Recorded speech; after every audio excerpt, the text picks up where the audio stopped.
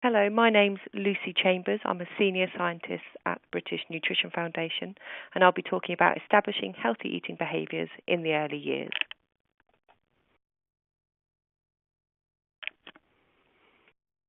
In a previous BNF 50 talk, Helena Gibson-Moore from BNF covered what young children should be eating for good health and appropriate growth.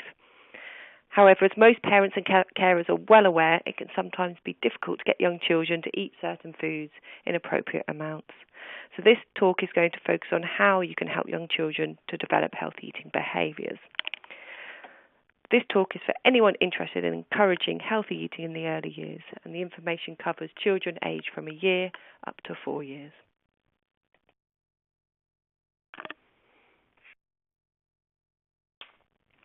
So this short talk will cover 3 topics. The first is how young children's eating behaviours develop over time. The second is how to encourage young children to like or accept healthier foods. The third is how to encourage young children to eat appropriate amounts of food.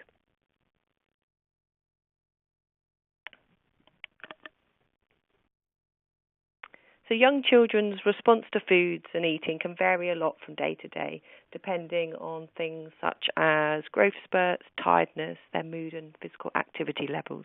And this is to be expected and very normal. There are also some challenging eating behaviours that tend to show up on a regular basis, which are again very normal.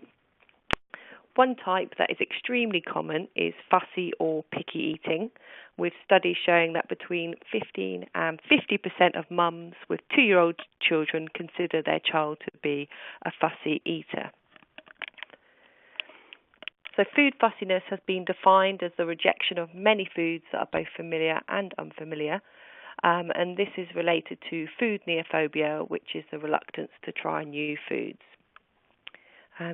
Children may be considered a fussy eater if they tend to be willing to eat only a limited number of foods, eat small meals, eat slowly, be unwilling to try new foods, have a limited intake of vegetables and other foods, and be sensitive to food textures and smells.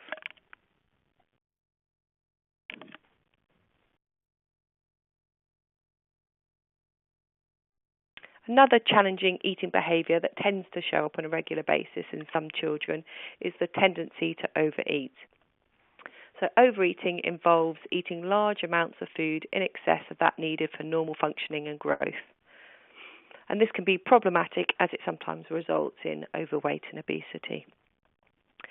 Children with a tendency to overeat are likely to eat quickly, eat until uncomfortable, and eat when not physically hungry. And they also might be highly responsive to palatable foods, for example, chocolate, biscuits and ice cream and those sorts of foods.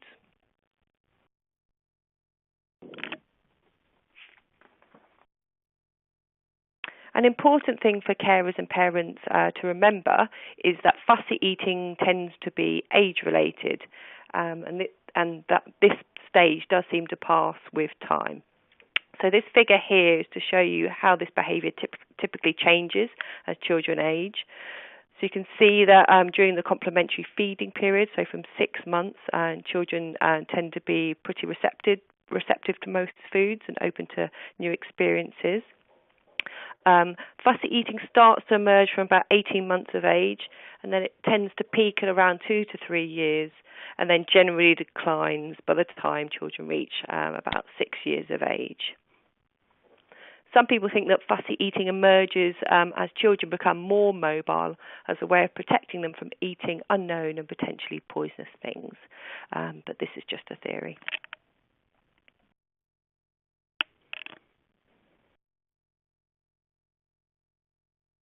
Whereas fussy eating is usually a stage that most children eventually grow out of, other eating behaviours, such as those related to overeating and food preferences, tend to track throughout childhood and beyond. This means that establishing healthy eating behaviours in the early years will increase the likelihood that children will continue to eat well as they progress through childhood.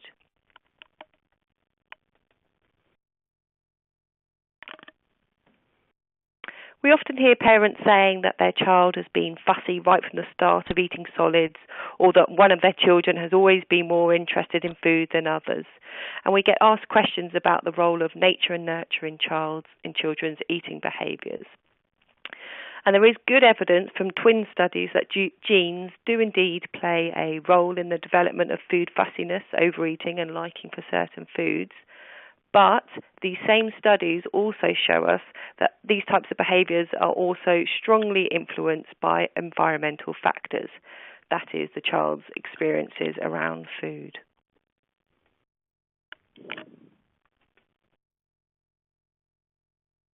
And this is exciting and encouraging because it means that by giving young children certain experiences with food, you can reduce the likelihood of fussy eating and overeating and encourage acceptance of healthier foods such as vegetables. So eating behaviours are not set in stone, and parents and carers can make a difference.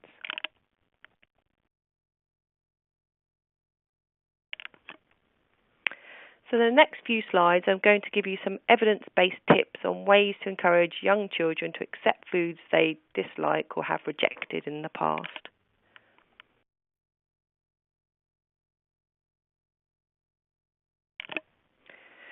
The first tip is to be a healthy eating role model. So we know that the eating habits and attitudes towards food of family, friends and other influential individuals in a child's life, such as childcare providers, is known to have a strong influence on children's eating behaviours. Therefore, it's really, really important to be a healthy eating role model. And you can do this by, for example, eating with your child and consuming the foods and drinks that you would like them to eat, so lead by example. Always try to show a positive attitude towards healthy eating. And you might also want to think about the language you use around food and how you describe food. For example, fruits and vegetables, obviously they are nutritious and good for you, but you might also want to explain how they're delicious and colourful and crunchy and tasty too.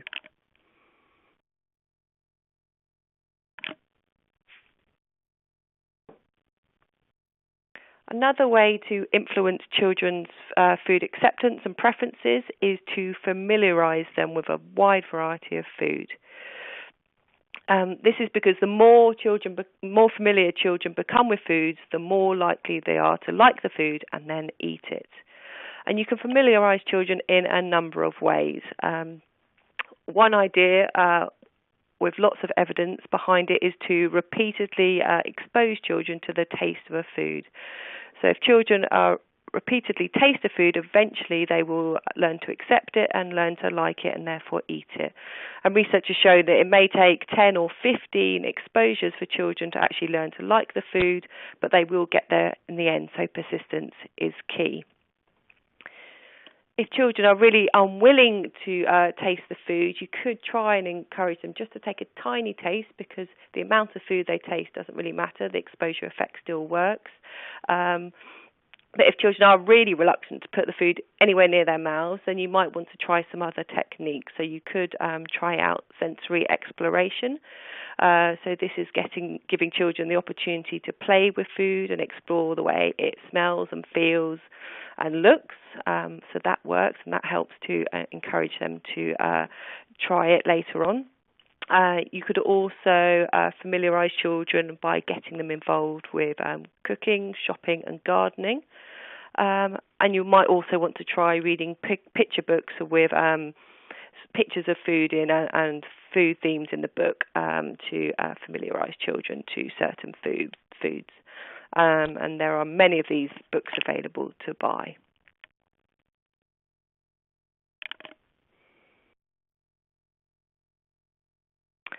We know that having a child that doesn't eat much or has a lack of variety in their diet can be worrying for parents, but it's important to try not to pressure or coerce children too much at meal times.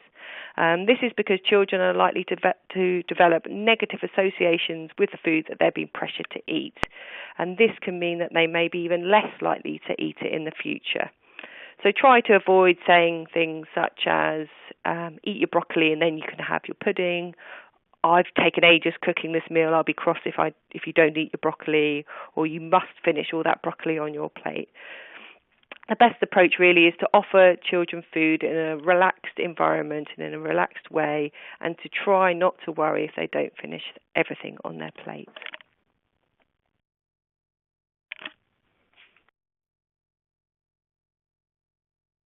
When children are really resistant to eating certain foods, rewards can be of help, but they must be used carefully. The first thing to consider when using rewards to encourage children to try foods is the type of reward that you offer. So research has shown that offering non-food rewards, so that could be a sticker or a stamp on a prize chart, and praise has been shown to be effective as well, telling children that they're really good tasters, for example. Those kind of rewards can increase children's acceptance of rejected or disliked foods. Never use treat foods to bribe or reward children, because this can have the unintended effect of increasing liking for the treat food and making the other food seem less appealing in comparison. And of course, never punish a child if they refuse to eat something.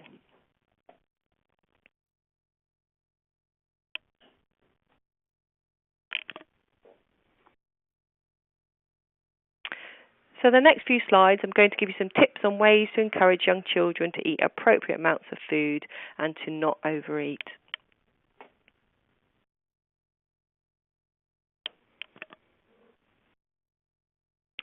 So the first tip is to practice responsive feeding.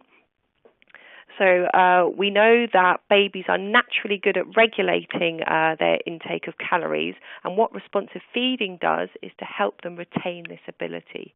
So responsive feeding is about recognizing and responding to children's signals of hunger and fullness, and also treating meal times as periods of learning about foods and eating. So it's not about giving children foods when they're not hungry or encouraging them to eat beyond fullness, and it's not about only giving them a limited amount foods that they've shown that they like in the past. So it's with younger children, it's quite difficult sometimes to recognise when they're hungry and full up before they can talk. But children who are still learning to talk may turn their head away, close their mouth, and they'll make physical movements to show that they have enough. As children age, it gets much easier to work out when they're hungry and full.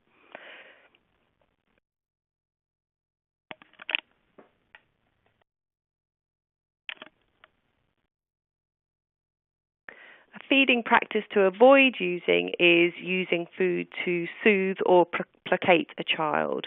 This is called emotional feeding. And it's not advised, as it teaches children to eat when they're not hungry and to use foods as an emotional crutch. And this can lead to overeating. Also, because treat foods such as crisps, biscuits and other sweet foods are typically used in emotional feeding, it can also increase children's preference for these types of less healthy foods. If a child is upset, irritable or bored, try not to use food as a remedy. Instead, you might want to try giving them some attention, for example, by reading them a story, giving them a cuddle, or playing a game.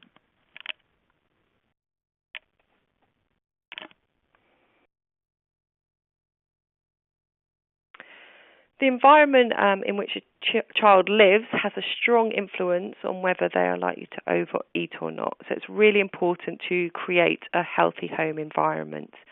And you can do this by, for example, stocking up on a variety of healthy choices, keeping a fruit bowl well stocked and in view so that if children are hungry, they have healthy snacks available to them. You could try avoid bringing less healthy foods into the house, and if you do, you could try storing them out of sight and then therefore out of children's minds. You might want to try limiting children's exposure to food advertising, because research has shown that children who watch adverts about food show an increased preference and desire to eat those foods, and those foods are usually of the less healthy kind. And you might want to try limiting distractions while eating, so having family meal times as protected times where the family get together and discuss their day, for example, and focus on the food in front of them. if you do decide to restrict children's access to certain less healthy foods, it's best to do this covertly. So by this I mean do it in a way so that the restriction can't be detected by the child, rather than overtly. So that, for example, is by not allowing a child to eat foods that are freely available to others. This is because the latter type of restriction, overt restriction, can cause children to desire the foods that they've been denied even more, so it can backfire in the longer term.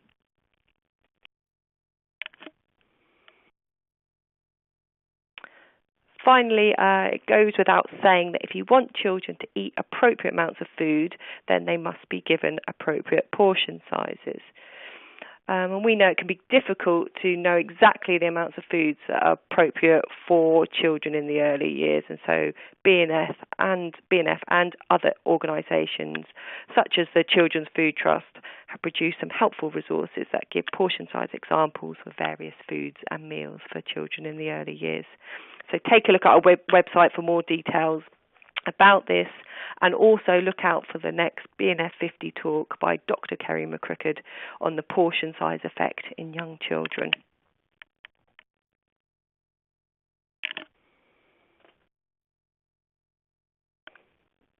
So in summary, there's 3 key messages to take home from this talk. The first is that young children's eating habits are influenced by their experiences and not set in stone.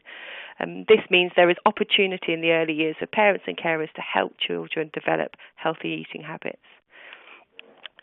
The second key message is that young children can be encouraged to like and accept healthier foods. And the third is that young children can be helped to eat appropriate amounts of foods. And I hope this talk has given you some ideas about the techniques you might use.